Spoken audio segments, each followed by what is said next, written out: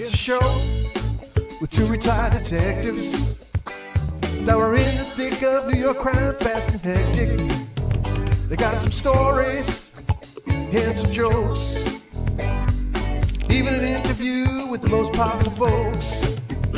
Off the cuff, off the cuff. One episode just ain't enough. Get a little laughter and an interview too. It's maybe the best thing you can do.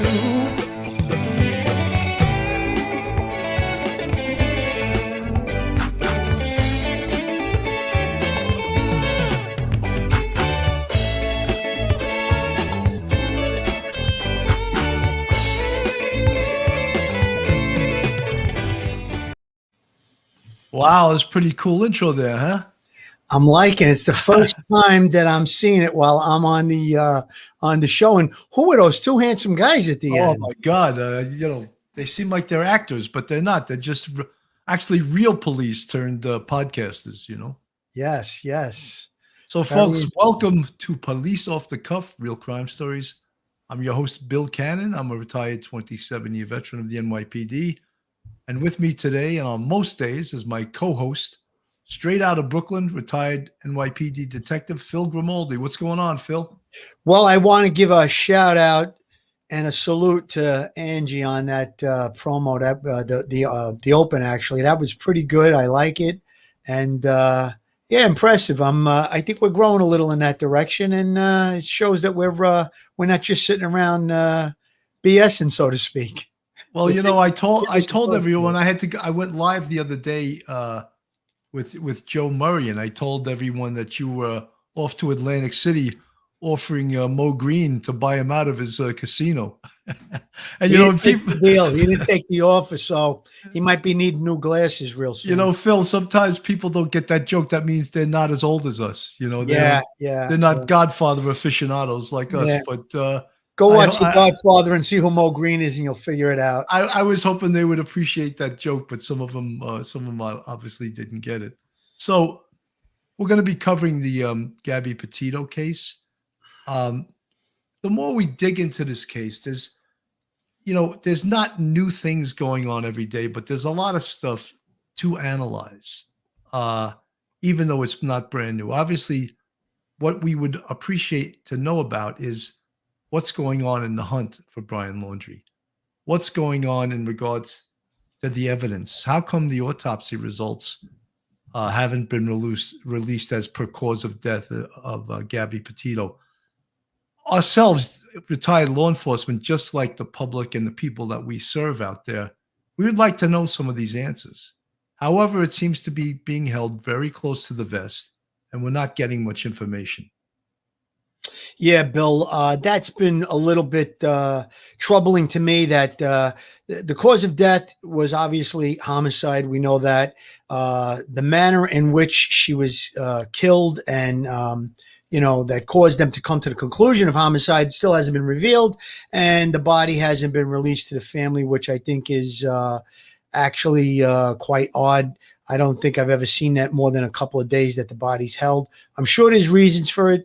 They're digging in on the investigation, and whatever their reasoning is to hold the body, maybe they want to conclude more extensive examination and testing.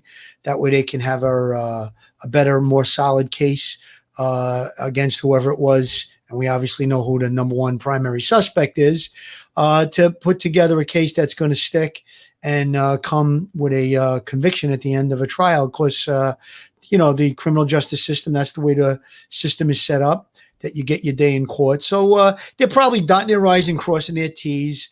And I don't know if this is the case, but the only thing that I could come up with is that maybe the family plans to cremate the remains, and so they want to get only one crack at the body to do to do the examination. So that might be where it's headed. We don't know about that. I'm just a little frustrated. It seems to be that the case is starting to lose some steam in the media, so to speak, and we don't want that, right, Bill? We want this case to stay in the media spotlight, because the capture of Brian is the most paramount thing at this point. And I think, we discussed it earlier before we're on the air, somebody could walk past someone in a gas station coming out of a bathroom, or, a 7-Eleven or something like that. And if the picture is up in the media every day in newspapers and in print and on the social media and the internet, someone might spark, hey, that looks like Brian, and this might lead to the capture. So I'm a little frustrated that it's starting to die down. So I think why we're doing the show today is to get it back in the spotlight. Hopefully, we can get out to as many people as possible and, maybe bring Brian to justice. That's the goal of everyone involved and everyone that's interested in this case. Is at this point, we know that the family's going through their grieving process, and we sympathize with them. But the most paramount thing is bringing Brian in alive and let him stand trial. Phil, I'm going to put a video up, share a video. I think, hang on a second. I may have screwed up with the sound on this. Well, this video you're going to put up has a lot of good new content that we'll discuss. I actually watched the whole episode, so I think we'll get some good new content. Even though it doesn't seem like there's a lot of new stuff going on, there is some things that we haven't discussed and maybe not regularly known on the media. So that video should be interesting. Yeah, let me just. There's always little technical difficulties here, but I'll get it together. I promise. While you're doing that, I'll just bring up that Dr. Phil made a $25,000 donation to the Gabby Petito Foundation, which they're going to. They started a foundation in a name to help other people, other families of missing people, to help find them. So I thought. All right, I got the video. It's tweet up. Okay. Gabby Petito's parents and step-parents opening up about their desperate attempts to find answers. Telling Dr. Phil when they stopped hearing from Gabby, their first calls and texts were to Brian Laundrie's parents, who they say never replied. A normal parent, when you text someone that they're going to call the cops because you can't find your child, they would reply. Nothing. No response. No nothing. I do believe they know a lot more information than putting out there. In response to the Petito family's claims, a lawyer for the Laundrie family replied, no comment. Laundrie's sister, Cassie, also speaking out in a new interview. I don't know if my parents are involved. I think if they are, then they should come clean. The Laundrie family attorney has told NBC News in the past that Brian's parents do not know where he is and did not assist in his disappearance. A lawyer for the Laundrie family telling NBC News Brian left Utah on August 17th, 5 days after the couple was stopped by police. The lawyer says Brian then flew back to Utah August 23rd to rejoin Gabby on their cross-country road trip. On September 19th, Gabby's remains were found near a campground in the Bridger-Teton National Forest. At some point in between, Laundrie drove back to his parents' Florida home alone with the van the pair had been using on their trip. Gabby's family believes Laundrie is still out there. They have one simple message for him. Turn yourself in. Turn yourself Turn in. yourself in. Turn yourself in. You're only making it worse for us and for himself and for his family. Let us have some closure. Petito's family revealing Gabby and Brian used to camp and hike along the Appalachian Trail, especially in the North Carolina woods, now being combed by local authorities after several people in the area called into the Haywood County Sheriff's Office, believing they'd spotted Laundrie. He was acting funny, and I wasn't sure about what he looked like. And then I went and parked and pulled up the photographs of him, and I'm 99.99% sure that was him. Carrie, Brian Laundrie's sister, spoke out again about her brother. She has a message for him. What is that? That's right, Hoda. She told NBC News in a quote, "We're here for him if he needs us, and we just want the right thing to be done for everybody's family." Meantime, this comes as the Petito family attorney alleges that Brian Laundrie used Gabby's bank card for that trip back home. The authorities say they have been unable to confirm that the card he used for that travel was indeed Gabby's. All right, Carrie Hoda? Sanders for us in Fort Lauderdale, Florida. Carrie, thank you. Hey, thanks for watching our. Well, that seems to be a little bit of untimely news, since that we had found out that, in fact, the FBI confirmed by issuing a search warrant, an arrest warrant for a unlawful use of an access device, that is in fact true, that he did use her card on his trip home from Wyoming. Yeah, I was very encouraged by that particular charge, because I felt like we can get him into custody and then continue the murder investigation and put together whatever facts, evidence, interviews, telephone, electronics, all of that stuff takes time. So putting him in the clink, so to speak, and having hands on him, knowing where he is, I think was a great strategic move on part of law enforcement. I know Joe Murray, our good friend that's been on the show a few times, disagrees with that. But from a law enforcement standpoint, and as a detective that investigated many homicides, being in the arena of a very, very difficult homicide investigation, I thought there was a tremendous strategic move to do that. We've talked about it before, Bill, and I've had some other disagreements with Joe regarding his opinions on what he thinks about the parents and stuff. I mean, from the show the other day, I could point out, I know he takes a defense attorney standpoint. His point of view is from a defense attorney view, and I get it, believe me. But his opinion was that maybe the family wasn't involved and that they were just doing the best thing for their son and all. But I take great exception to that. I really believe he was heavily involved in a relationship with Gabby, and, something happens to her. She's obviously killed. And, who's he calling? Who's he talking to? He takes this long ride home. I don't think he listened to the radio and with the windows open, with the wind blowing in his hair. I'm sure that he made calls. He probably called his family. And I think the wheels were set in motion from that point when he was traveling back to Florida. I think that the wheels were set in motion then to try and help him evade capture and, exclude himself from this investigation. And if, in fact, the family was not involved, I mean, Brian Laundrie's family, if they were not involved or they didn't know, when he returned, they had to ask him. They had to ask him. This is 100%. Where's Gabby? And whatever his response was, when the family started to call him, and you heard it from their own words on the Dr. Phil show, that they started to reach out and they got no response. That's speaks for sure. Volumes. That speaks volumes. I want to thank Duty Ron for a $10 super chat, and TW for $5 super chat, and who says, I sadly believe we won't get much info for some time since there are so many eyeballs on this case. Everyone is in CYA mode, which in New York parlance means cover your ass mode. And I mean, look, there was some mistakes in this investigation, and there are mistakes made in every investigation. It's just how big the mistakes are, whether it's a big, we used to say on the police department, there's something called an attaboy. When you do well, they say attaboy, attaboy. And when you screw up, it's called an ah shit. And they used to say it takes 100 attaboys to get rid of one ah shit, And sure. that's true. That's very true in police work. And of course, there's with cameras on everything these days, everything can be analyzed and questioned and Monday morning quarterbacked.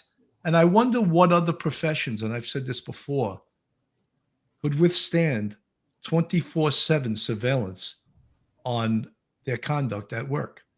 I wonder how many could do that mistake-free. I think very, very few, and the police do have a camera on them 24/7, and they have many people critiquing the work that they do every single day, and as I said before, and I know you can't compare being a surgeon to to a cop, Right? But surgeons across this country are doing thousands of operations every day. Some will make mistakes.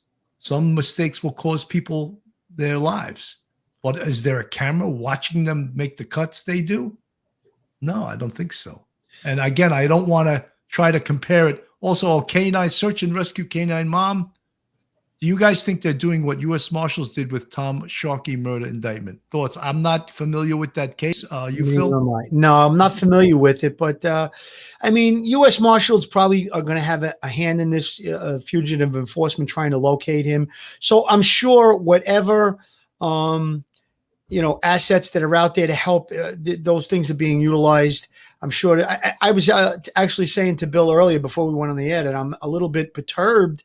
I'm a little dismayed that he hasn't been found yet. I mean, of course, there has been a tremendous media spotlight on this case, and his pitch has been everywhere, all over social media. I believe on the Dr. Phil show, they said there were well over 1 million hashtags. I think up to 1 billion hashtags. Gabby Petito. So there's definitely tremendous spotlight on it. It seems to be, less in the last couple of days. That's why I think we want to get it back into the media, and hopefully we can bring him to justice. But I think as much as can be done is being done. I'd be very confident in making that statement. U.S. Marshals, State Police, FBI. There's very, very, very much, a lot of law enforcement involved in this investigation at this point, trying to hunt him down. The manhunt is great. It's great. Phil, I just want to mention something. And besides Joe Murray, who's our good friend and an attorney, a defense attorney, former police officer, we also had Judge Patricia DeMango on this case. And you and I take it as a given, because we're from the law enforcement perspective. We take it as a given that Brian Laundrie is involved in the murder of Gabby Petito. In fact, we take it almost as a given that he did it. Yet we're taking what we call in law enforcement as circumstantial evidence indicating that to us. And I'll just go over a few pieces of circumstantial evidence. The well advertised and well documented August 12th argument where the Moab police pulled them over, and there appeared to be signs of domestic violence going on, and they separated them. No one was arrested. I believe it was days later, Brian flew home back to Florida. Initially, no one knew that. He stayed for a period of time, and then he came back. He goes back on the 27th, and there's other things happening in between this. On the 27th, they get in a big fight inside a restaurant. That is earlier in the day of the day that she was allegedly killed, which we believe to be sometime in the early evening or later evening of the 27th. At some point, I don't know if the whole hitchhiking story is true or not. That was also on the 27th. He returns back to Florida, arrives on September 1st, and allegedly mentions nothing about Gabby to his parents. For us, that's too much. We do not believe that. There's more circumstantial evidence. He drove her van back. He used her debit card, which was called an access card. More circumstantial evidence. Because he used her debit card or access card, does that mean he killed her? No. But that he came back to Florida with her van without her, said nothing about, does that mean he killed her? No. But for us, law enforcement officers, we look at that circumstantial evidence as pretty damn powerful. Thoughts? Yeah, I think I want to expand even a little further. He comes back, and the family decides he's been away for 2 months on a camping trip. They decide to go buy a trailer and take a camping trip on the very day that Gabby's reported missing. And, all of these different things that are happening, they're not what we would expect would be of the norm. What I mean by that is that Gabby lived with that family for 2 years. They go off on this trip in early July, and he returns September 1st without her, and business as usual. Life goes on. He's got her van. He's using her credit card. I mean, these are not, norms. They're not normal to us. This is where we're going with our, thinking. You want to call it circumstantial evidence. It's what's leading us to be suspicious of Brian Laundrie, obviously, and as well as his family. Look who joining us. Look who came in out of cyberspace. You can't hear us? She's all the way from the Netherlands. She dropped in, Gisela. Oh, she's got something with her. Can you hear us, Gisela? No, now I can hear you. Hello. Okay. How are you? How are you? I thought if you weren't doing anything and you had an alarm clock, what time is it in the Netherlands right now? Right now, it's 10:20 in the evening. Oh, that's not too bad. No, it's not too bad. That's you're probably in your disco outfit getting ready to go out and do some dancing, you know? Right. But, you know, Gisela, I just wanted to say, and I think Phil would agree with this, you've done some really outstanding coverage with this as far as documenting it. And you do a lot of work. Thank you. you. I wish you could do some of that work for me and, you know, and do some of the timelines and stuff. But I think you're doing some great work with this. Thank you so much. Yeah.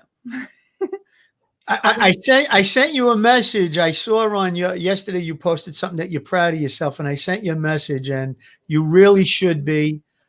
You worked hard, and everybody that's in this podcast business knows that it's not easy. It's very difficult to put on a professional anyway. So yeah, you should be very proud of yourself. And when I did your interview, I guess it was about a month ago, I said you're a force to be reckoned with, and I think. That stuck with me. I'm like, I am a fool. No, I was like, I will carve it up over here. It's you guys literally inspired me to start my channel. So thank you so much. Well, thank you. Steve Cologne, thanks for the $9.99 super chat. He says, haven't been able to catch too many live shows lately. Good to be back. Well, Steve, welcome back. We're great. And all you folks that are fans of Gisela, you know, I know we're not as pretty as her. I don't say demand, and I don't have this articulate language, and neither does Phil. We talk with these New York accents, coffee and boss and stuff like that. But, you know, if you like Police Off the Cuff and you want to hit us up on YouTube, hit the subscribe button, ring that bell, and give us a thumbs up, because we love we love Gisela. So, you know, and she likes to carve it up. We carve it up once in a while too. We like to carve it up. I'm gonna carve it up. Right. You know, getting back to the case, and sorry, Gisela, we spent enough time talking about you. We do love you, but we got to get back to business. We got to get back to the case. So, you know, some of the legal folks that have spoken about this case, you know, Joe Murray, Judge Patricia DeMongo, they're playing, I feel they are, and this is just the nature of their work, being lawyers. They play devil's advocate and say, wait, what evidence is there that he did this? What evidence is there? We don't know the cause of death. Yeah. How do we know that it is, in fact, a murder, not a homicide? A homicide can actually be an accidental death. It can be, you know, caused by another, but not necessarily illegal. So they play devil's advocate, and they'll say, well, show me the evidence. But for me, a cop, and for Phil, a cop, all of that circumstantial evidence that I just enumerated is super, super important to me. And look at Joe Murray's banging on the door already. Joe Murray, I'm still leaving the door open on this, Bill. I love that you are bringing this up because past behavior is the best predictor of future conduct. Brian is separated from Gabby at least twice. So that's one of the favorite expressions of anyone in law enforcement. Everyone's like, oh, why do you got to bring up his past? Well, because past conduct is a very good indicator of future conduct. Yeah. So that's why we bring it up in the law enforcement realm. Phil, thoughts? Well, I mean, listen, police work 101. You put somebody in the box to interview them, you're going to want to know what their past criminal history is like, so you can, you know, bring up certain points. And if there's a history of domestic violence between Gabby and Brian, which we obviously know there is by the August 12th video, I mean, that plays right into motive, and that plays right into who we would look at based on her disappearance. So, you know, that's police work 101. That's basics for me. Yeah, 100%. You know, I want to bring up a short little video also of Brian Laundrie's sister. She seems to be taking an opposite stance of. She was called out. She was called out. So yeah, play that video. That's going to be of the rest of the family. She's taking a little bit of a different stance. So I'd like to pull this up and we'll play it. Only camping trip that Brian took with his parents after he returned home without Gabby Petito.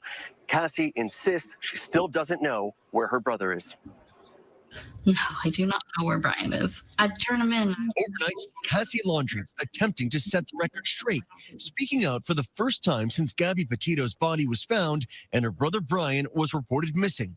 later named a person of interest in Petito's murder and wanted by the FBI in a fraud investigation. I really wish he had come to me first that day with the van, because I don't think we'd be here. I worry about him. I hope he's okay. And then I'm angry and I don't know what to think. I would tell my brother to just come forward and get us out of this horrible mess. And now detailing the last time she saw her brother. The last time I physically saw it and the last time I physically spoke to my brother was on the 6th. I've tried to get in touch with him. Phone went to voicemail. Cassie sharing this photo exclusively with ABC News, showing Brian and his 5-year-old nephew camping at Fort DeSoto Park with their parents 5 days before Gabby was reported missing. We just went for a couple of hours and we ate dinner and had s'mores around the campfire and left. And there was nothing peculiar about it. There was no feeling of grand goodbye. There was nothing. I'm frustrated that in hindsight, I didn't pick up on anything.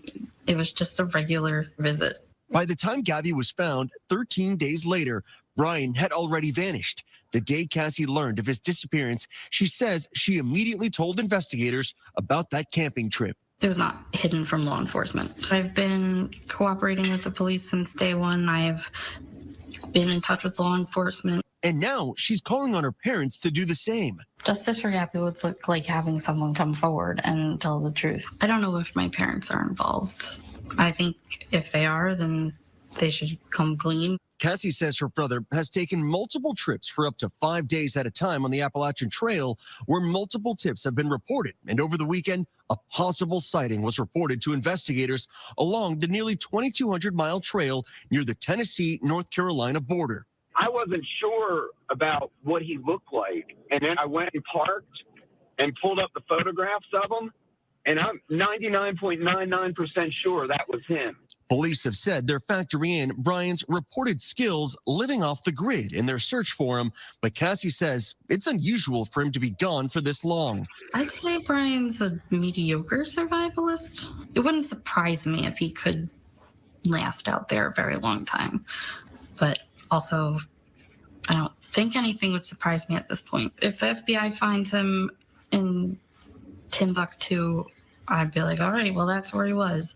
I've got nothing. I hope my brother is alive because I want answers just as much as everybody else. Is there something on your cheek here? Looks like, did you get hit in the face? Well, to be honest, I definitely hit him first. Did he hit you though? I mean, it's okay if you're saying you hit him, and then I understand if he hit you, but we want to know the truth if he actually hit you.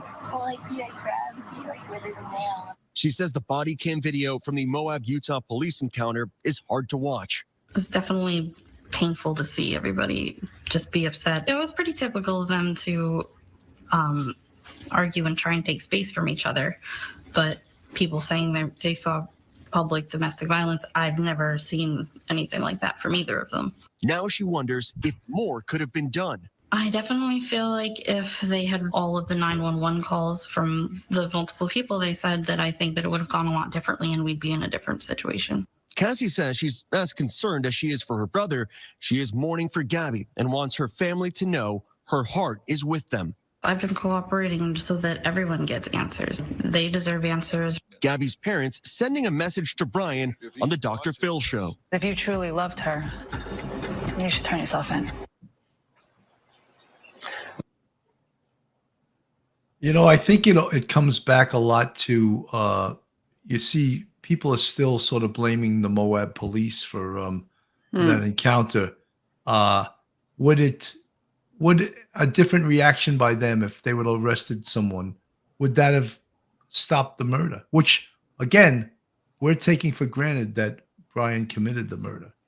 But that happened on the 12th, and we believe that the murder occurred on August 27th.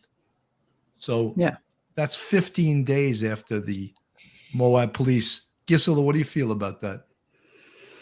Well, I don't think that the police are trained to handle, domestic violence cases like that. So I think they did their job. Maybe it was a little inappropriate to build a bit of rapport and be like my wife this and insert their own stories, but I understand why they did it.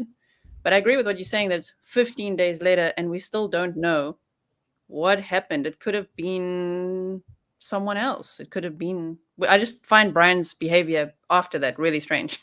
That's what makes him look so guilty, is what him and his parents are doing after this date of Gabby dying. That's very questionable. But I question also, I know, Gisela, you made the statement, and many people make the statement that the police aren't trained to handle domestic violence. What more could they have done on that scene? They spent over an hour at that scene. There were at least six to eight police officers there. There was a female police officer there. Yeah. They split them up. They interviewed them, re-interviewed them. They at that point had access to the 911 calls, which we at that time didn't. Yeah. So what, from a civilian's point of view, and because Phil and I have been to hundreds of these domestic violence incidents, from your point of view, what did they do wrong? I think it's just obviously putting Brian up in a motel and Gabby taking the van when she said she wasn't comfortable with that, even though it's her van. I understand why they did that. But in domestic violence cases, separation becomes the most dangerous time. That's like to separate them that way without checking on them the next day, which I don't know if they did or didn't. That's dangerous. If you say, we're going to check you in and we're coming here at 8 in the morning and we will check how you guys are doing and what the plan is, that could have helped. But just to separate them and say like, bye, ooh, that was so dangerous.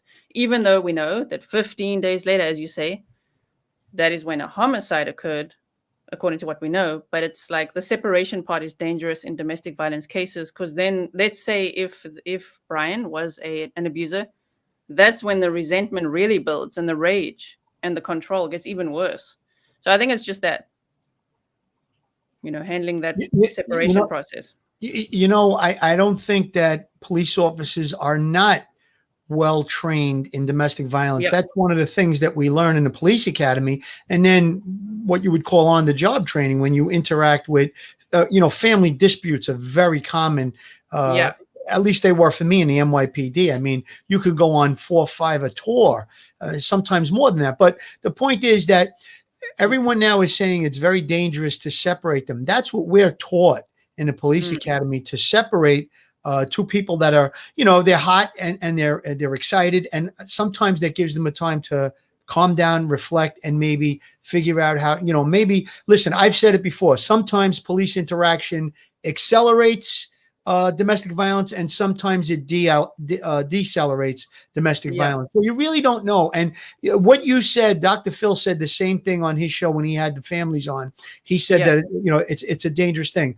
I mean, he may have recognized, he's obviously a psychologist. He's had extensive training, and he may have picked up on some things in Gabby's posture that day that we as police officers might not be so well trained in. But I mean, you can't have a social worker or a psychologist riding around with you in a radio car all day for specifically, domestic violence calls. So, I mean, listen, I'm not trying to, I'm law enforcement. I have blue blood running from my veins. So I am definitely biased towards law enforcement, but I'm going to be very objective here and say that they went the extra mile. Like Bill stated, he pointed out, they brought in a female police officer.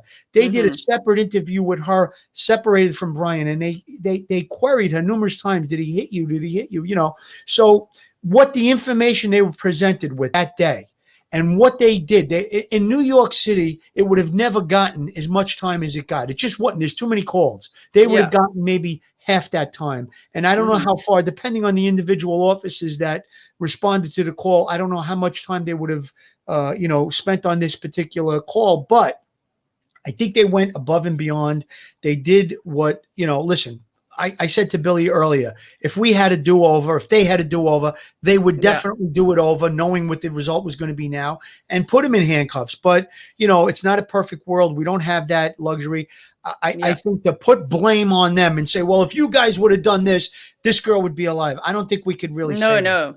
I really don't think we Jamie Pimentel, great question, great comment. Exactly, Sergeant Bill. The police can do domestic violence job is separate. All parties get every part of their story and statement to gather the facts, then determine whether to collar and file a report. Or, I had mentioned early on in this case, and I had thought, not privy to all the information in real time, I had said, because I have been to hundreds and hundreds of domestic violence calls, and I was the boss. So the buck stopped with me. And if I didn't make the right decision, they didn't blame the cops. They blamed Sergeant Cannon. And the cops are very willing to say, Sergeant Cannon was on the scene, you know, if something went wrong. So guess what? It never went wrong because I always did it by the book. This case, had I known everything and all the information that the officers made, and I said earlier, I thought they did a great job. However, I didn't know about the call about Brian smacking her. And guess what? After the investigation, I think I would have locked both of them up. Right? Yeah. Yeah. Because there was evidence that she hit him across the face with a phone. He had assaulted her. So really, it's sad that I would have to do that. But now, because of all the light that shined on this case and all the people Monday morning quarterbacking, I would have made sure I did it right. And how could anyone criticize me? Oh, the sergeant came on the scene. He interviewed everyone. He talked to all the officers, and his decision was to arrest both of them. Yeah.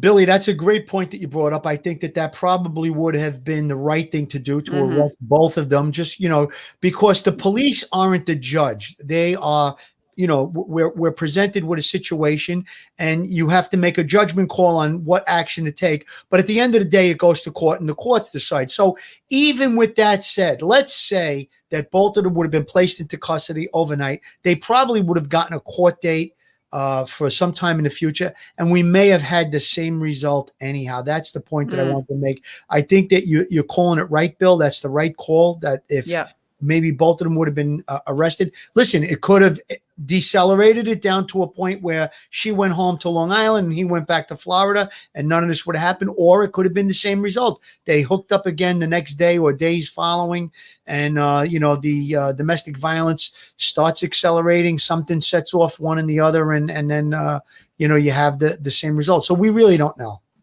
Saul, this is a pretty good comment. Police should have noticed that the victim was joking and laughing, and she was almost in a panic attack. Didn't add up. You're talking about Brian was joking and laughing. However, if you noticed, he was over apologizing.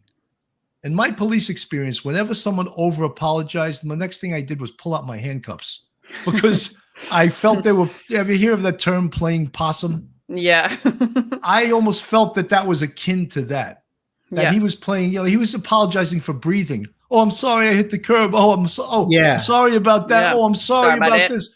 You know, he was a little too cooperative, so to speak. Yes, you know? and whenever in my police career, whenever that happened, I was expecting the guy to hit me in any minute. So rather than get hit, I pulled out my cuffs and made sure he couldn't hit me. You know, and I know I'm oversimplifying it, but I found that akin to playing possum. I don't know, Phil, if you feel the same way. Oh no, I definitely do. Yeah, he was a little too cooperative, and also he made a statement that they said something about having water, and the cop was going to go get it from me. He said, no, I'm okay. He didn't want them in the van. So listen, there's a lot of things we can dissect right now. We have the time to do it. There's so many things that you want to say about this case, but I don't think criticizing the Moab Police Department at this point is really constructive. Look, maybe based on what happened, other police agencies, other police officers throughout the world might maybe take a second look at something based on this case. So let's hope for that. But to criticize them and point the finger at them, I think there's more criticism to be pointed at the Laundrie family. I mean, based on the Sister Cassie's interview, I mean, she's doing what you would expect family members or extended family members to do if something like this happened. And you know, Brian's mother and father are not doing any of that. She offered condolence to the family. She said, if I knew where my brother was, I would turn him in. And that's a hard thing to say. It's your brother. But you know, based on what's going on, you know, he's not walking away from this. There's no, you know, if he didn't do it, let's come in, work with law enforcement. Let's have your attorneys and the investigation, you know, let the chips fall where they're going to fall. And I don't think that somebody who is innocent is going to be proven guilty so easily in our system. I think our system of justice works pretty well. I mean, there's the rare occasion where it happens, but you know, listen, she was with Brian. She disappeared while she was in his custody or with him on this trip. So he's got some answers that he's got to come up with, you know. But going back to Cassie, I think that she's taken the right posture. Her posture and her actions are what you would expect. That's normal behavior, not what her mom and dad are doing. No way. They're making themselves look guilty, and they're not helping Brian by doing it either. I think that was pointed out many times. Gisela, you have a comment on what Phil was just talking about? I don't want you to be shy because it's not your show. You can talk as much as you want. Oh yeah. Just don't use the word demand.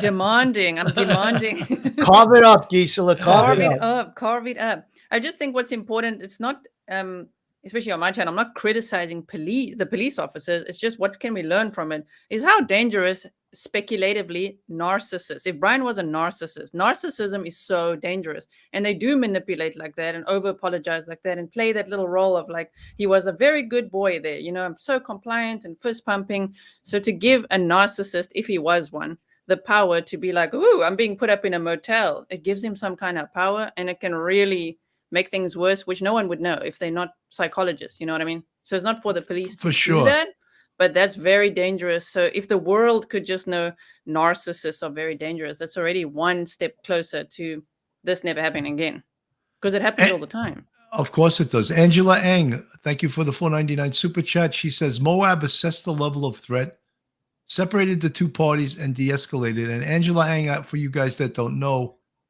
she's a retired NYPD detective. So it's coming not only from and a great job on our open, Angela. Right. Thank you so much. It's not only from a female perspective, but she's former law enforcement. She's retired law enforcement.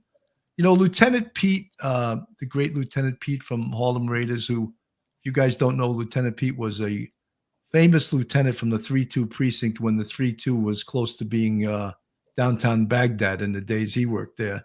And he also was a great street crime lieutenant.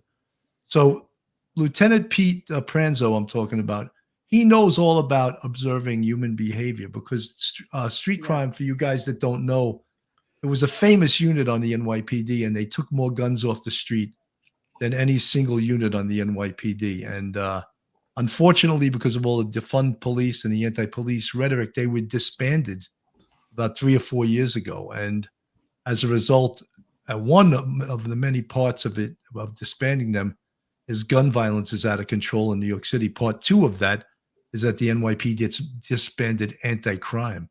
Anti-crime is a plainclothes precinct level that does the same thing that street crime does.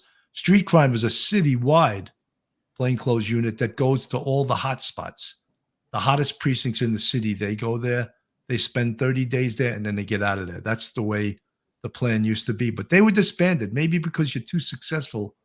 People get jealous. But Lieutenant Pete, the reason I brought this up was he knows how to spot people that have guns. He knows how to spot aberrant behavior. He knows how to spot behavior that's not fitting the scenario that you're in. Yeah. And that's an important thing. And Gisela, I just would like to comment on one thing, because many people criticize the police, and I'm not criticizing you for criticizing the police. Everyone has that right.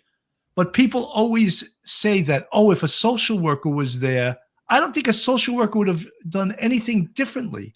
And the cost of doing that is prohibitive. So when all these people say that, and it goes, another pet peeve I have is everyone always says, the police need more training. And when they say that, you're right, they do. But guess what? No one wants to pay for it. Right. Because training costs money, and training takes cops off the road. So when you hear a politician say that, tell him to shut up, because he's lying. He or she is lying. No, you don't mean that, Mr. Politician, because it costs money, which you're not willing to spend. And part 2 is it takes cops off the road. Sorry that I'm so intense about that. No. There's a point I want to bring up about that real quick. Listen, Monday morning quarterbacking is what we're talking about. We call that, game on Sunday night, Monday morning. Everybody, they know the outcome of the game. It's easy to talk about what they should have done or did wrong. Now, when you have a social worker interjected into a violent situation, those, let's say, 2 police officers ride with a social worker, they now have to worry about de-escalating the situation. Obviously, that's number one paramount, let's get rid of the violence, de-escalate it. But now they have to worry about that social worker. They have the safety of that social worker is on them. They have to protect themselves. They have to protect the two people that are fighting or whoever's fighting. And they now have to protect that social worker. That social worker is not trained in police tactics. So you have another component that the police officers have to try and protect. It's difficult. But Gisela, I want to say one other thing. That observation that you made about narcissism, that was great. I think from a civilian perspective, you're right on track, 100%. And just so you know, Dr. Phil, who's obviously a trained psychologist and an attorney, he categorized Brian as a narcissistic self-abuse. Let me say this again. A narcissistic, self-absorbed abuser. I think that category is correct. And he picked up on that right away. So all of those traits that he was displaying while he was stopped by the police in Moab on the 12th were obviously, like you said, over-apologetic. And these are all symptoms of a narcissist. So, and a narcissist never takes blame. It's never them that's the problem. It's always someone else. They're always the victim. And specifically with abusers, they always try to point to, well, she made me hit her. Those are the things that I heard when I was dealing with domestic violence. But she called me up and caused me to go over there and slap her around, or she did this thing. And so they never take blame. And I think that that's what we're dealing with here, unfortunately, Bobby Anthony, this is a great question. If both were arrested, would there have been a restraining order in place that made them separate? Very possibly. Good question. I've seen judges write a restraining order against two people that lived in the same apartment. And they would actually draw a line down the middle of the living room and say, if you cross that line, you violated this order of protection. If you cross that line, how ridiculous. What the judge did not is throw it right back to the police. It's your problem. I wrote the order of protection, even though it's unenforceable and ridiculous. But they do write. And like, for example, War of the Roses, it sounds like the movie War of the Roses, Bill. Yeah. And if they wrote like an order of protection for this when they were traveling together in a van, how would that be enforced? You know what I mean? So some of this stuff, someone else in the chat said, I was talking about how training costs money, that homicide investigations also cost money. 100%. And when I said that, I think police love training. Bring the training on. I would love to go to training, but guess what? They did not want to pay for it. So, I mean, we could, that's a thing that politicians use to, when something goes wrong, they use the T word, training. They need more training, Right. Listen, the training, we did plenty of in-service training in my time on the job. It would pop up periodically. A lot of times it was tactics or it was domestic violence or whatever it was, dealing with emotionally disturbed people. So listen, there's definitely a place for training, but I don't know that any more training. I mean, you saw them exhibit their training when they called on a female police officer to come to the scene, and they did the interview separately. And then they even went into the specific statute in the law that says must arrest if these things, and they read through it and they discussed it. He discussed it with the sergeant. So I think all of those things were definitely done. And listen, is there more training? There's always room for improvement, obviously.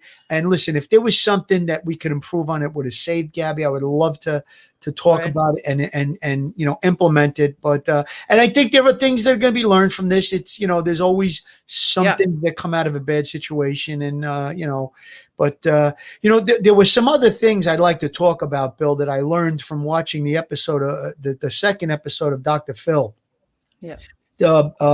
Jim Schmidt, which was Gabby's stepdad, he actually went out to the exact location where Gabby's body was found, and they took a camera and they kind of went on the trail to get. Now, as we know, the Bethunes actually filmed the white van on the side of the road, and the body was found about 250 yards away. And it was not an easy trek. There was streams that you had to get over, and it was actually, they showed like logs that were placed over the stream to get to it. And so you had to do like a balancing act to get over this little stream and stuff. And he described the actual spot, and they showed it where her body was found. And it sounds like it was actually a campfire. Yeah. That was probably there was a campfire there, and he believed that there was a tent set up in the spot where Gabby's body was found. On the screen, We came across is a the white video van of them that had finding the Florida van. I plates, just a wanted to small show you white guys van. this. We're also getting the audio, Bill. I don't know if you meant for the audio to be on. The van was okay. completely dark. There was nobody there, so we decided to continue on our way. Yeah, the van looked like it was pretty much kind of abandoned. We figured maybe they were out hiking or they were just chilling inside. There was no doors open. You know, it was just kind of, you know, neat to see a Florida plate, you know, on the other side of the country. It's not something you see all the time. But we wanted to include this in the video just in any way that we can help and get this out there to be able to find Gabby Petito. So if you could share it, if you know anything, please don't hesitate. Yeah, as we're coming up on it, we're approaching it up here on the left-hand side. This is most definitely Gabby Petito's Ford Transit van. It's kind of wild, like it's saying a little bit, because we drove past. We actually weren't able to find any sites, and we ended up driving back through, saw it again, but here it is on the left. So, And I slowed it down so you can possibly see it a little bit better. but kind of freaky for a late Saturday evening, but we just kind of had a brain fart. Oh my God. You know, I can't say it enough times how amazing those people were that they found that van. They're so humble. They're just great people. And that really enabled the police and the authorities to find Gabby Petito. And she was about 250 yards from that van. So important to this investigation. So important were the Bethunes, those people. That was just unbelievable. But getting back to what Jim Schmidt said about the location, he basically went out there with the FBI agents and the local law enforcement, and they told him the exact positioning that Gabby's body was found in, and he said that it appeared where her head was, that they may have been facing towards a mountain ridge, and he believed there might have been a tent there, and at her feet or somewhere past where her feet would have been was scorched earth from a campfire. And the funny thing about it is, I know there's a lot of different stories going around. He talked about how when they went into that area, they were staying at a house, and there were these two chipmunks that kept coming out. And when he went back to the location, he took some stones and flowers, and he made a stone cross in the exact spot where her body was. And when he put the flowers by where her head would have been at the top of the cross, a little chipmunk came out of the hole and was watching him the whole time. And the day before they found the body, they said that there was some inclement weather had come in, and they talked about a rainbow that was over an area. And it turns out that where that rainbow was spotted, underneath that rainbow was the spot where her body was found. So there was some eerie things that happened. But when he describes the exact area, he said it wasn't a well-traveled area, and it would be a spot where someone might make a campground, a campfire or whatever. Mm-hmm. So whether or not she was killed in the van and brought to the location, I'm starting to think now that doesn't seem very likely based on what I saw on that show and his exact description of the area.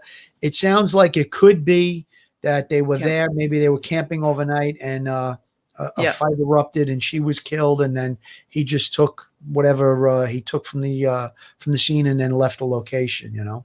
Axe Wife, thank you for the $4.99 super chat. I'm going to read what you said because it's very pertinent to this. I'm an LA County children's social worker, LAPD or LASD. In my years of experience would have arrested both and obtained, I guess that's an order of protection, perceived victim.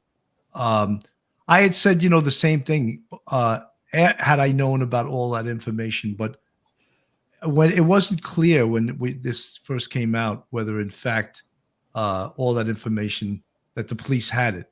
And then we learned later on that they did have all that information. So Gisela. They were talking about like following protocol, and they just didn't do the last step of that thing that Brian had to sign the next day. That would have been so great to just check on him the next day and make sure he signs that. Not that I don't know if it would have changed really anything based on his possible narcissism. However, just following the protocol would have been great, because they said it all in the car. This is how it would, these are the risks, and we should follow this and this and this, but then do exactly that. I'm not criticizing them. I'm just saying what that lady said, ex-wife, is just, do the protocol. It would have been great. Right. Right. We call that a welfare check. That might have been that. Yeah. I like that idea. I think that's a great comment, Gisela. I think that's that might have been helpful. It may have defused him a little, like, oh, we had this incident last night and now they're checking on me today, and who knows, maybe she would have had a change of heart the next day too if they would have checked in on him, and she would have been more calm. Maybe she would have said, listen, you know what, here's the truth, what happened, we don't know. But I like the idea of that. That's a great comment. Maybe that'll be utilized in the future, you know. Aaron Olson, is it normal for the police to give Brian and Gabby so many choices with their next step? Seems as though Gabby would not be able to choose what would help her. You know, the protocol that the Moab police were using, I mean, I see a lot of training in what they did. I really do. I really see that they seem to be well-trained. They weren't like, you know, so what's wrong? You know, they didn't blow it off, Bill. They didn't blow it off. Right. They did an investigation. We can criticize it now. And I know hindsight is 20/20. You know, and I just like to say a couple of things about domestic violence in particular. It's a very difficult thing because many times the abused person goes back to the abuser. Oh, yeah. And how many times, and you know, maybe Gabby was being abused by him, and maybe she did. Maybe the family didn't see the signs of it because she was living with his family. But, you know, that's a problem too. It's called almost like Stockholm syndrome. You know, you get It's similar to that, and you get people that are abused. They almost feel they get low self-esteem. Low self-esteem, yes. Yep. And they feel, oh, maybe I deserve this. And a very curious other thing, and don't take this wrong, is that sometimes when an abused person gets out of a relationship, the next person they date is exactly like the guy they just left. Yeah. So it's definitely, you know, you social workers listening, I think you know this is true. It's almost like a psychological condition, you know? Yeah, it is. It's a cycle that just is on repeat. And obviously this is a viral case because of the social media they were doing, because this happens all the time. Even homicides are a percentage of domestic violence cases. It happens all the time. Why are we focused on this one? Is because they were doing it. We could see the footage and we could see what they were doing, and now we can analyze it, you know, which is interesting and brings up interesting conversations. But usually we don't even see all of this publicly. You know what I mean? No, it's, you know, we actually, myself being in homicide, in my last 10 years on the job, I was in homicide. And one of the things that we definitely noticed that was the policy of must arrest definitely cut down on the amount of domestic violence homicides. Yes. Because someone was getting arrested Jump Street, day one, and then the judge was issuing an order of protection, and there would be follow-up by family court or criminal court if necessary. Yeah. You know, family court, of course, is to keep the family together and try to counsel. Criminal court is to punish the offender. So there was follow-up with that. And, you know, it definitely did cut down on the amount of domestic violence murders. And that's 100% for sure. I think this case will help a lot of people in the future because it opens up such conversations. Because as someone there said, I was an airline pilot before, and no one knew how much women are being abused until, I'm not saying I said something, but there was a conference, yes, and I did put up my hand and raise the conversation, and every woman in the room said that they were being abused by other colleagues. And that opened the conversation. So this is at least starting the conversation of what goes on out there more than what we know. You know, another point, Gisela, I think that the fact that we saw Gabby on video from that August 12th video in such a, you know, she was like really at a disadvantage. It was a critical state. She was obviously very, very upset. And I think that's what brought so much attention to this case as well. Like you said, there was a social media component because they were, you know, they were going on social media and they were posting all their different movements and stuff. But we saw her at such, I can't think of the right word. She was such at a disadvantage. She was so upset. She was in such a sensitive state. And I think that that's what made people say, hey, and I think the good thing that might come out of this, it's a horrible situation, but the good thing that might come out of it is going forward, law enforcement officers might say, hey, this might be another Gabby Petito case. Let me go that extra step and do whatever it is. So, I think that that's a great thing. You know, Phil, I always felt like that when I went to a domestic violence case. And I never would want to ever walk away from it if I thought that the violence could escalate. And I erred almost all the time on the side of making an arrest because that's the position I was put in. There was always a bully component for me. If someone was bullying, I had a case where a real hardcore drug addict was bullying his elderly parents, and I couldn't wait to get my hands on the guy, so to speak. And then you have these situations where, I mean, if we saw Brian Laundrie in a fit of rage abusing Gabby, I mean, I would be willing. I couldn't wait to jump on somebody like that. You know, I was always for the underdog in domestic violence situations. I don't like bullies to begin with, and obviously someone who's abuser is a bully. So like you said, we want to err on the side of caution, Bill. That's a good way of putting it. And unfortunately, it didn't work out in this case. But let's hope that going forward, all law enforcement across the world are going to maybe take a second look at something and maybe, separate them. And then what Gisela brought up, check on them the next day to see if they're still okay. You know, if they're still in maybe a more relaxed and a calm state and they can go on their way now, it's funny. Like, I think that's a great idea. And someone in the chat said family court is hell. So what does that say to you? Because they're absolutely true. That's absolutely correct. The criminal justice system spends so little money on social workers. Social workers are paid the worst salaries of any profession. And many times they need to have a master's degree. And they're overworked. The caseload. They're overworked. So what does that say about these same politicians that talk about training? They're not paying people who really need to be paid and to be, because they're very important in that whole spectrum of the criminal justice system. Phil, I just want you to do a quick read of this. Sure. Joe Murray, a good friend of Police Off the Cuff, back and better than ever. Have you found yourself in a jam? Are you in need of legal counsel in the New York area? Do you need a victim's advocate? Well, Joe Murray is your man. He's not only an experienced trial attorney, he's also a retired 15-year member of the NYPD.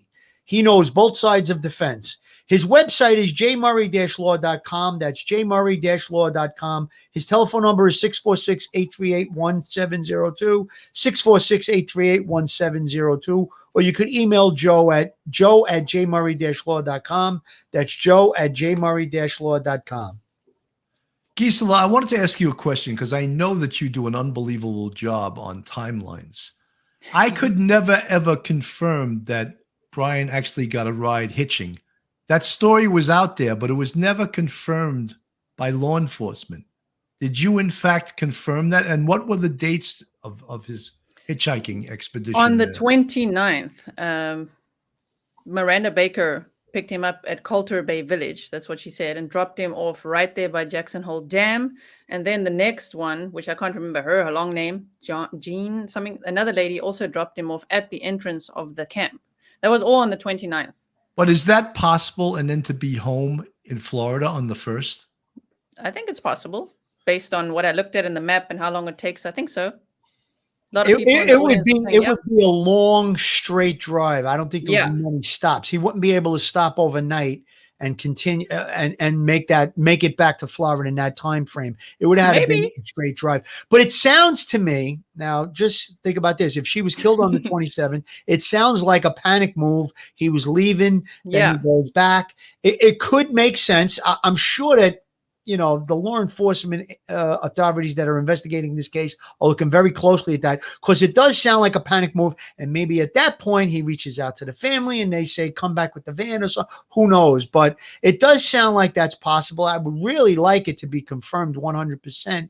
But I guess the best we have is what you just told us. Gisela, we don't put anything out there unless it's confirmed by, and I'm not criticizing you, I'm just saying us specifically. Yeah. Unless it's confirmed by law enforcement or some other time, like if there's video footage of it or some other timestamp like that.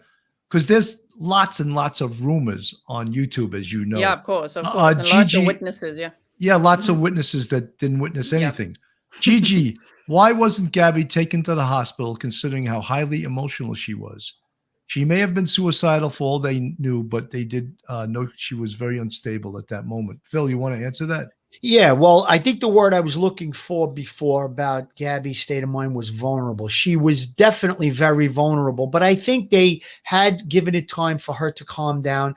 I think they assessed her mental state. They didn't think she was emotionally disturbed, that she needed a trip to the hospital and an examination by a medical professional, or else they would have did that. They would have called an ambulance, had an EMT check her out. I don't think that was what they came out with at the end of whatever interdiction they had with her. It doesn't seem to me, and again, I wasn't there, but I did watch most of the footage that's out there of that hour-long interaction with her, and I don't think she was suicidal. She was definitely having a panic attack at one point. She was very upset. She was vulnerable. I think all of those adjectives definitely describe her state of mind, but I don't think that she was in need of medical assistance or an evaluation.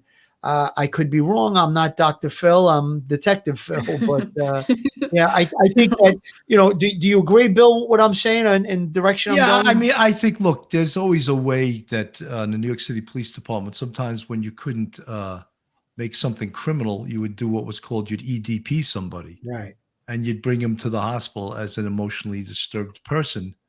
And that they would be evaluated by medical personnel.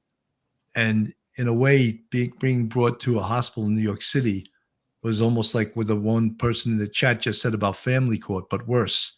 To be evaluated in a New York City hospital by an emergency room personnel. Psych wards are was no fun. Yeah. And again, all of those areas of the system, they don't spend enough money on it. So they're not. I'd like really... to hear what. Now I keep screwing up.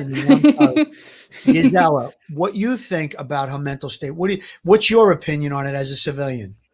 I honestly believe the one question that must go forward that everyone needs to ask is, if you see someone who's exhibiting a state of fear, because they'll be like, no, I'm fine, I'm sorry, everything's fine. That's fear. And I've been in that situation. And I don't mean to spill the trauma on here. I call it spill the trauma, like spill the tea. But I've been sexually assaulted, right, a few times. But the point is, either walking with the person before the time and seeing police officers, you're kind of like smiling and looking and you're terribly scared. But if someone asked you, are you fine? You'd be like, yeah, I'm fine. But your face is showing like, I'm not fine. If one person asked me, are you scared right now? I would have said, yes, I'm so scared. Like, please help me. So one question I wish that everyone could go forward asking, if you see someone looks, a man or a woman, like they look a little weird, afraid, are you scared, is a very powerful question, because it would have helped me so much in the past. Because when you're with someone like that who's really abusing you and is about to abuse you and telling you they're about to, you feel so scared. You just don't know. And you would make excuses and say, don't worry about it, because you don't know what to do. And in that state, you don't know who to trust. Even police officers in that fight or flight state feel like they're about to assault you too. So if someone says, are you scared? It really helps you go, oh, okay, they actually care about my protection. And it will really help. So if they had asked Gabby, are you scared? I really feel like she may have, I'm not sure, but may have said, yeah, I'm really scared right now. Gisela, that's a great comment. And I'm point. Sorry for you, Gisela, that happened, but I think you just what you said was very, very powerful and smart too, and very smart. Thank you. Gisela, the other thing, I worked a lot with special victims, because special victims was in the same building as us. I was in homicide, they were next door. And since I was a boss, sometimes I'd have to go out with them on major cases. Oh, you like the way I said boss? Yeah. Huh? Since I was a boss, I would have to go out with them. And I was so impressed with how good of an interviewers they were. Yeah. And not just with getting information, but how sensitive they were and how they knew how to question people to get the information. Because sometimes a victim could be a victim of a sex crime and deny it, not tell you it because they were afraid to. Yep. And they would read the person and they would get the information. And I was very impressed with them. And I thought, and maybe it was just during the time I was on the job, that they had great special victims detectives, because they were outstanding. And this was Manhattan Special Victims. what you guys see on TV, that SVU nonsense, it's all it's crap. All right, Oh, it's just big time, it's big just time. total crap. It's it's invented by some Hollywood producer. They got to get it done in 40 minutes, 20 minutes commercials. So it's just all Hollywooded up. Sana Elise Hulf Johnson, thank you much for the $14 super chat. Thank everyone that's listening today. I think we got some really outstanding information today. I'm so glad that Gisela dropped in. I didn't know if she'd be in bed sleeping, snoring at this hour, but Never. I wasn't sure what, and I Yeah. know she never sleeps. So I thought there was a good shot that she would show up. And Gisela, I'm so happy Right. that you did show up to give us, the female perspective on things. And not that I think that's always necessary. I found that, in working with special victims and some great interviews, I found there were some males that were just as sensitive with female victims. And, but it's a lot of times just being female is something that can. It helps, but I'm Yeah, it telling helps. you, Yeah, one yeah. question, if you say, are you scared? It's an opening conversation, and say, has this person abused you or sexually assaulted you? It made me talk a lot when people ask me that, if they ask me. It was very rare, but if they ask me, I'm like, oh my word, this and this and this happened. And then you just tell them everything because you're like, whoa, they actually are asking me about my safety. It didn't happen a lot. It should happen more. So that doesn't matter how sensitive or insensitive you may be. Ask the question, are you scared? It can help a lot of people. Because When I had interactions with female, whether it was sexual assault victims or domestic violence victims, usually we did, you wouldn't go to an interview or you wouldn't go talk to someone alone. And, I wouldn't take exception to it if that person started to click with my partner or vice versa. So if I started to, feel comfortable or I should say the victim felt comfortable with me, I would excuse my partner or he would excuse me, whatever. And it doesn't have, sometimes, you make the call right from the jump. You know what? We think a female detective or officer might do a better job of interviewing this person because of the circumstance. That's what we would do. But like you said, but you really brought up such a great point. I don't think from my memory, if anybody actually asked Gabby, are you in danger? Do you feel like you've been placed in danger? Do you feel worried about your safety? Are you unsafe? Yeah. And she was definitely vulnerable. You could see her state was a vulnerable state of mind, but I think that's key. You brought up we really learned something good today on the show. And I'm so glad that you came on. That was Absolutely really important. Lynn Ann, there's a big problem in the connect with victims and police activity. Victim advocates are not employed by the police departments. There should be someone hired full-time or on call victim opinion. Those are some of the recommendations that they've made in police reform. And I think it's being taken into consideration on some police departments. Again, it comes back lots of times to that evil thing called money, and the root of all evil. Yeah, the root of all evil. No police departments they're defunding police departments. So you think the first thing on their mind is to hire advocates? That's probably the last thing on their mind. Yeah, that's a difficult call. And like I stated earlier, you now have to have a person present with police officers that would probably need, tactical training because, these domestic violence cases, when you walk into a situation where two people are arguing, I've had a situation where we opened the door to an apartment on a domestic violence call, and it was on Christmas Day, and there was a guy standing there with a big giant knife, and we coaxed him to put the knife down. He threw it down, and then as we started to calm things down, little did we know he had a steak knife secreted in his bathrobe, and he nearly stabbed my partner. So, you have a situation like that. So if it's me and my partner, we have bulletproof vests on, we have guns, we have nightsticks, we have mace, we have all these different, a taser. Now you have a person that doesn't have anything, and now you have to worry about their safety. So it's not something that's going to be put social workers with all the police officers that respond on every domestic violence call. It's not practical that you can do that and utilize it. It would take great training and it would take great expense, as Bill noted. Mm-hmm. Yeah. Joe Murray, I'm going to read this, even though I'm going to take a lot of read it. I want to reply. All right, Gisela, you can respond to this. Gabby was not scared or intimidated by Brian. She was the one who hit Brian so hard that Brian hit the curb when the police car was behind them. That's not the actions of a scared and intimidated woman. You want to answer that, Gisela? Firstly, it's allegedly that she did that, right? We don't know. That's the story they both told, that she hit him like that. But that is the possible actions of someone in fight or flight mode. However, I like the question and I like the challenge. And saying then, ask any of them, are you scared for your safety? It doesn't have to be just Gabby. Ask Right. any person, because I Right. was scared before, right before and after being abused in separate situations. And you would say you wouldn't be taking shots with the captain if you're scared. I did. I took shots with the captain because I was terrified. You do anything you say that he will say, and you just follow whatever he tells you to do, and you look like you're having a great time, but you are scared. So I'm just saying, sometimes when you are scared, the actions don't match up, and it's not for people to sniff out.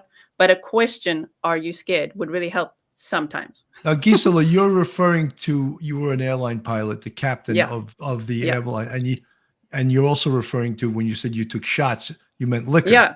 You were Yeah. drinking Liquor shots. Like shots. he Okay. was trying to get me as drunk as possible because he said, "I am going to assault you tonight. This is just what's going to happen." And I'm Wow. like, whoa, and he retired wonderfully. And when I told the disciplinary guy 2 years later, he said, "It's because you're hot."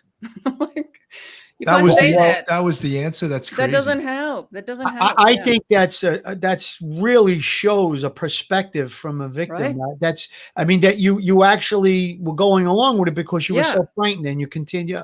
That It's like really says something. And yeah, So I it think just I have a helps. better understanding of victims now that you said that.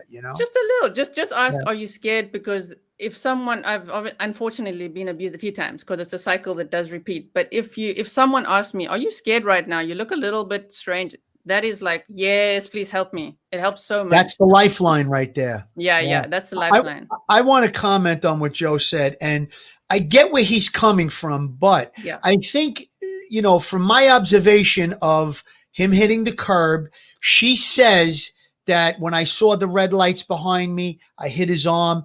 That might have been him just reacting to, "Oh shit, I'm getting pulled over." Yeah. He might have been cursing at her at that moment. There might have been like a little bit of a struggle. I don't know that really says that she was an aggressor at that point and caused him to hit the curb. I'm not 100% on board with that. I do understand what Joe's saying. It does have some value, that it makes sense. But I think in my opinion, I think it was more of a volatile situation. Not a fucking cops are behind us. Excuse my language, but you know what I mean? And she hits him and hits his arm. So I think that's probably in that moment of anxiety, panic, he hit the curb. I don't think it was, but he immediately turned it around. He became Mr. Apology, and geez, I'm sorry. I didn't know I was speeding. And I didn't mean to hit the curb. And no, I don't want my water bottle. His narcissistic behavior took right over. So Joe he brings up a great point. I really wish he was on right now. He brings up a great point, but I think it could be debated in both what he's saying and what I'm saying, that maybe it was just a volatile moment in their argument. And, because think about it, if you're trying to drive and there's somebody next to you that you're actually arguing with, you may be cursing at or yelling at, or they're coming back at you, you could easily misguide your driving and hit into a curb. So I just want to get to this. I want to get to this super chat. Linda Sheldon, I'm sorry I missed this. Should the officers with the info given for a DV call have searched the van for weapons? Absolutely. 100% they should have searched the van for weapons. Lieutenant Peter Pranzo mentioned that early on in this case. Yes. He's got that street crime mentality.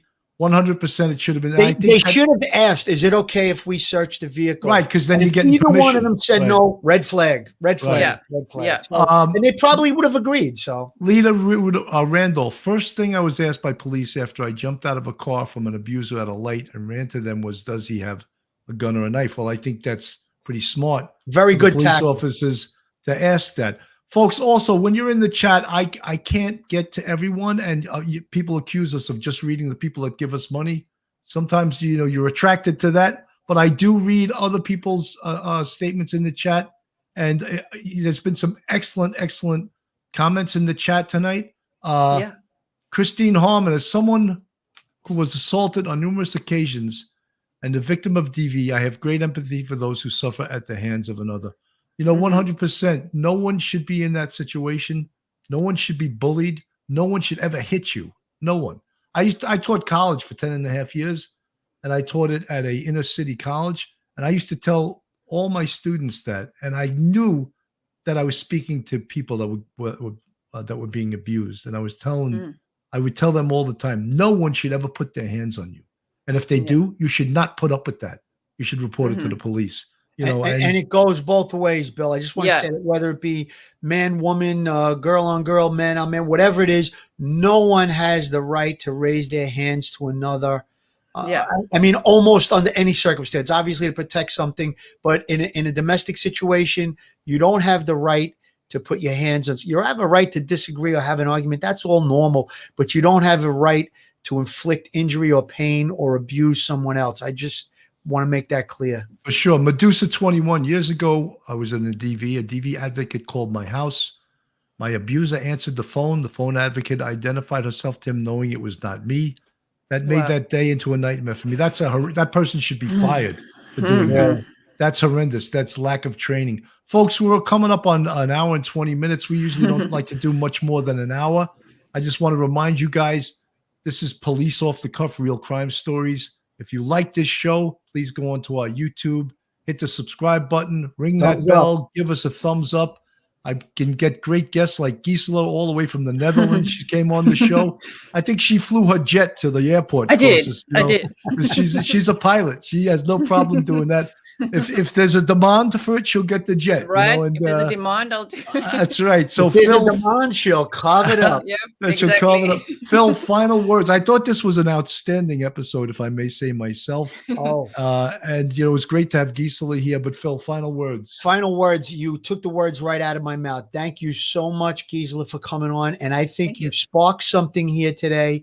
We had a lot of people. Now, a lot of people don't realize it, but we pay attention to that chat, or we try to. I know Bill has his hands on that for the most part. When we do the show, I kind of glance over at it, but it's very important to keep everybody on board. And a lot of domestic violence victims spoke out based on what you said today, Gisela, and I want to thank you. And you made such a great point about any officer anywhere in the world, just about, if you get involved in a domestic violence situation, those few little sentences that you came up with, do you feel safe? Do you feel in danger? I think that might be very helpful. That's throwing a life ring to someone who's in a situation like you said you were in. And I think that that's great. We came into this show today. I didn't know that you were coming on. I'm so glad you did come on. And we were kind of, not that we were struggling. We were going to discuss a few things. There was some things that happened in the last couple of days or a week that were important. And I think one of the things I brought out right in the beginning of the show, we touched on all the domestic violence stuff. Definitely no one should put their hands on another person. But we also have to keep Brian Laundrie's face in the media. We have to keep the spotlight on Gabby. Real quick, from the Dr. Phil show, Gabby's family, they started the Gabby Petito Foundation. And there was another search and rescue similar to Dave Rader's Texas Echo Search. It's called the Grand Teton Search and Rescue. They've recovered somebody else beside. They actually helped recover Gabby's remains. And Dr. Phil was talking about making donations. I'm going to make a donation myself to both of those foundations. And again, thank you so much for coming on today. And we'll be seeing more of you, hopefully. Gisela, final words. Final words. I don't know. I don't ever say final words. I thought that's Phil's thing. I give every guest the chance to give their final words. Thank you so much for having me on here. I think it's just, I also heard what Joe Murray was saying, but ask any victims or any situation, are you scared? It would help so much. A lifeline helps so much. That would be my final give it out and carve it up, as Claire says. Gisela, that's great advice. Thank you so much for coming on the show. Folks, all you folks in the chat today, I'm sorry I couldn't shout out to every one of you. We love you guys. You're giving so much support. You folks that throw us money, we love that. This show does cost money to produce, and I really appreciate you guys. And I'm going to put on our outro now. This was also done by Angie Eng. So, guys, have a great day, and God bless. Stay safe. One episode just ain't enough.